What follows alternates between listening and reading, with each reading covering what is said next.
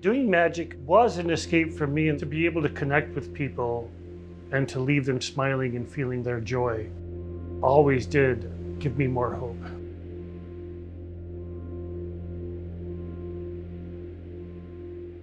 I was enjoying a beautiful life.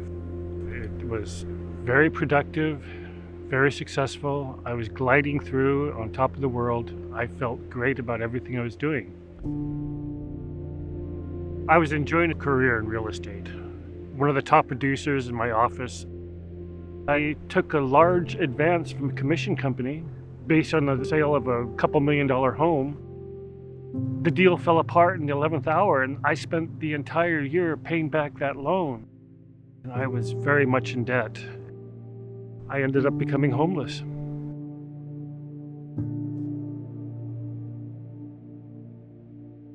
There's so many people that are struggling with finances, and they're living month to month, or they have a shortfall for several months, and then all of a sudden they're facing eviction. Once they get into homelessness, it's almost impossible to get them out. Douglas at the time was really in the throes of some depression and some illness. So that was the beginning of a 2-month stay in a homeless shelter. So I go there with the intention, okay, it's just for one night.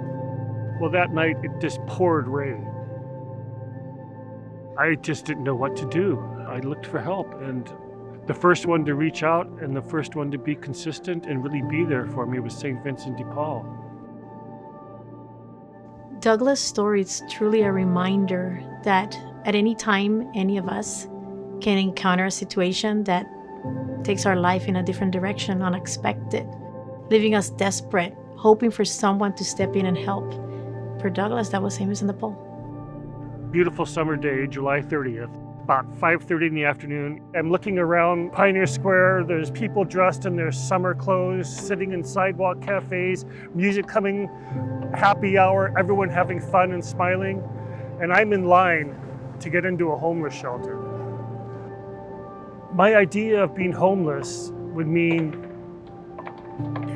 you've got a drug problem, you don't have a life, you've got mental issues that need to be dealt with, and that's why I always have had compassion for people. But now I'm in the streets as one of them. I made a mistake, I made a mistake in how quickly it could be taken from me.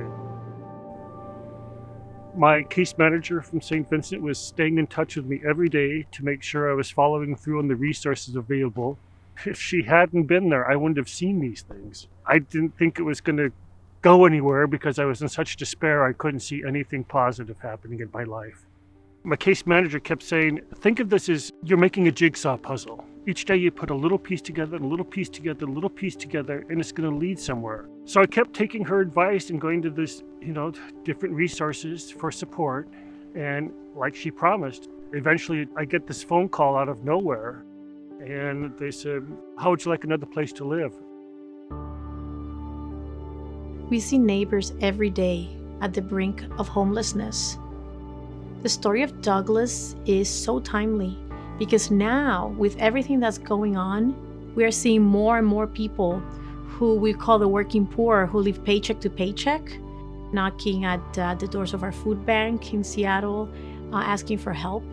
And those numbers are growing. It's staggering. It's 20% at our helpline, more requests for food across the county. So the need is great and growing. Here we help people one person at a time, and we know it's effective for that person. I wish I could make a bigger difference, but I can make a difference to that one. And sometimes that's the most important thing. You told me, please don't let my magic go. Please don't let them take it. So we made a real effort. When we went in, people said, well, what's this and what's this? Does he need that? And I said, that's his magic stuff. We have to take that. I know. We have to take his magic. I felt this whole team of people knowing who I am and knowing that I was homeless, and yet they were still reaching out to help me and support me. I got to see a side of human nature that I was missing before.